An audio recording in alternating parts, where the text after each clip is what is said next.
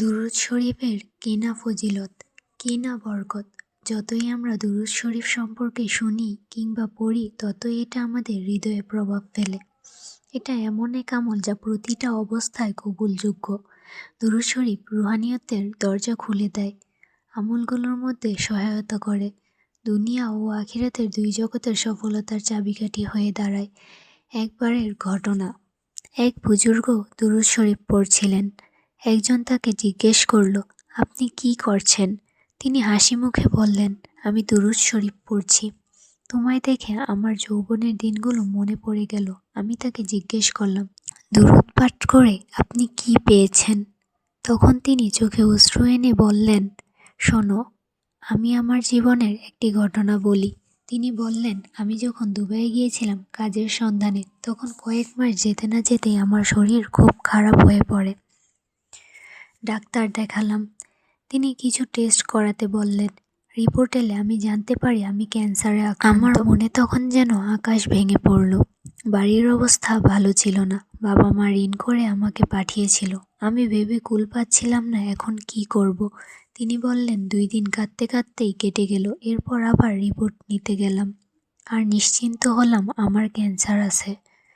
এরপর আমি প্রতি রাতে কান্না করতে করতে দুরূদ শরীফ পড়তে লাগলাম। দিনে প্রচুর দুরূদ শরীফ পড়তাম। আল্লাহর দরবারে কেঁদে কেঁদে দোয়া করতাম, হে আল্লাহ, আমার প্রিয় হাবিব হযরত মুহাম্মদ সাল্লাল্লাহু আলাইহি সাল্লামের উসিলায় আমাকে এই রোগ থেকে শিফা দান করুন। তিনি বললেন, কিছুদিন পর আবার ডাক্তার দেখাতে গেলাম। তারা বলল, আপনি দেশে ফিরে যান, কারণ আপনার ক্যান্সার এখন শেষ স্তরে পৌঁছে গেছে। তিনি কাঁদতে কাঁদতে বাড়ি ফিরলেন। বাড়িতে খবর দিলে সবার মধ্যে হাহাকার শুরু হয়ে গেল। স্ত্রী শোকে অজ্ঞান হয়ে গেল। পরিবারের সবাই দুশ্চিন্তায় পড়ে গেল। তিনি প্রতিনিয়ত দুরূদ শরীফ পাঠ করতে লাগলেন আর একটাই দোয়া করতে লাগলেন, হে আল্লাহ, আপনার প্রিয় নবীর সদকায় আমাকে আরোগ্য দান করুন। আমার সন্তানদের এত অল্প বয়সে এতিম হতে দেবেন না। তিনি বলেন, আমি ওষুধ খাচ্ছিলাম, কিন্তু আমার ভরসা ছিল দুরূদ শরীফের উপর। আমি দৃঢ়ভাবে বিশ্বাস করতাম যে মানুষ দিনের 24 ঘন্টা দুরূদ পড়ে সে রাসূল সাল্লাল্লাহু আলাইহি ওয়াসাল্লামের নজরে পড়বেই, আর তার উসিলায় আল্লাহ আমাকে অবশ্যই শেফা দিবেন। তিনি আরও বলেন, 1 বছর কেটে গেল। একদিন একটি বড় ল্যাবরেটরিতে গিয়ে আবার টেস্ট করালাম। যখন রিপোর্ট হাতে পেলাম, আমার চোখ থেকে আনন্দের অশ্রু ঝরতে লাগলো। রিপোর্ট বলছিল আমার শরীরে কোনো ক্যান্সার নেই। আলহামদুলিল্লাহ, আমি সম্পূর্ণ সুস্থ। আমি উঁচু গলায় বলতে লাগলাম, আমার এই কঠিন রোগ থেকে মুক্তি পেয়েছি আমাদের প্রিয় নবী হযরত মুহাম্মদ সাল্লাল্লাহু আলাইহি সাল্লামের উসিলায়। এই কথা শুনে আশেপাশে সবাই হতবাক হয়ে গেল। আমার স্ত্রী কান্নায় ভেঙে পড়লেন এবং কাঁদতে কাঁদতে বলেছিলেন, ইয়া রাসূলুল্লাহ সাল্লাল্লাহু আলাইহি সাল্লাম, আপনাকে অসংখ্য শুকরিয়া। যখন আমি বাড়িতে পৌঁছালাম, তখন ঘরের পরিবেশ একদম বদলে গিয়েছিল। সবাই আনন্দে আত্মহারা হয়ে গিয়েছিল। কেউ হাসছিল, কেউ কাঁদছিল, কিন্তু সবার মুখেই একই কথা, আসসালামু আলাইকা ইয়া রাসূলুল্লাহ। ঘরের সবাই নবীজির প্রতি দুরূদ শরীফ ও সালাম পেশ করছিল। ডাক্তাররাও অবাক হয়ে গেল। তারা বলল, আমার চিকিৎসা জীবনের এত বছর অভিজ্ঞতা এমন ঘটনা আমি কখনো দেখিনি। আপনি তো ক্যান্সারের শেষ স্তরে ছিলেন, এটা কিভাবে সম্ভব? হয়তো আপনার রিপোর্ট ভুল এসেছে। তারা আবারও আমাকে টেস্ট করাতে বলল। আমি পুনরায় ল্যাবে গিয়ে স্যাম্পল দিয়ে বাড়ি ফিরে এলাম। ফিরে এসে দুরূদ শরীফ পাঠ করতে করতে ঘুমিয়ে পড়ি। সে রাতে আমি এক আশ্চর্য স্বপ্ন দেখি। স্বপ্নে আমাকে বলা হয়, দুরূদ শরীফের বরকতে তোমার ক্যান্সার সম্পূর্ণভাবে দূর করে দিয়েছে। 2 দিন পর আমি টেস্টের রিপোর্ট নিতে গেলাম। রিপোর্টে স্পষ্টভাবে লেখা ছিল আমার শরীরে কোনো ক্যান্সারের চিহ্নই নেই। আমি আনন্দে কান্না করে ফেললাম। আমার অন্তরে কেঁদে উঠল শুকরিয়া জানিয়ে। অলৌকিক ঘটনা আমাকে দুরূদ শরীফের এমন এক দুনিয়া দেখিয়ে দিল যার রহস্য অসীম। তারপর থেকে আমি আর কোনোদিনও দুরূদ শরীফ পড়ায় অলসতা করিনি।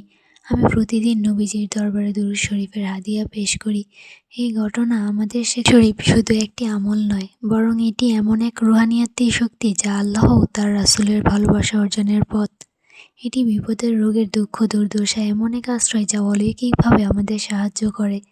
তাই দুরূদ শরীফকে নিজের জীবনের অংশ করে নিন। প্রতিদিন নিয়ম করে দুরূদ পড়ুন। ইনশাআল্লাহ আপনি দুনিয়া ও আখিরাতে সাফল্য লাভ করবেন। সেই ঘটনা আপনাদের সামনে শেয়ার করছি একটাই উদ্দেশ্যে, আপনাদের দুরূদ শরীফের ফজিলত, বরকত ও কিয়ামতের প্রতি সচেতন ও উৎসাহিত করা।